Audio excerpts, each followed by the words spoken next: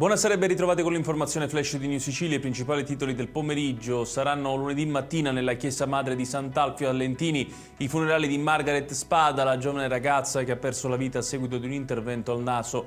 Per il giorno delle esequie il sindaco di Lentini ha proclamato il lutto cittadino.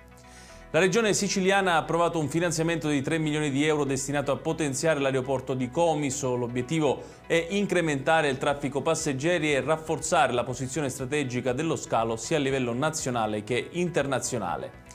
Brutto incidente in viale della regione siciliana a Palermo, dove un motociclista sarebbe caduto a seguito dell'esplosione di uno pneumatico del mezzo.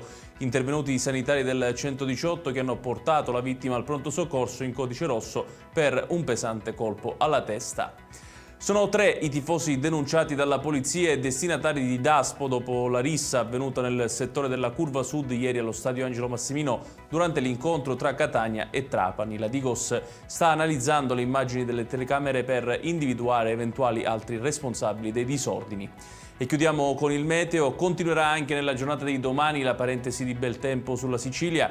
L'alta pressione sull'isola garantirà cieli sereni o al massimo poco nuvolosi, temperature massime in linea con i giorni precedenti, il lieve calo, le minime.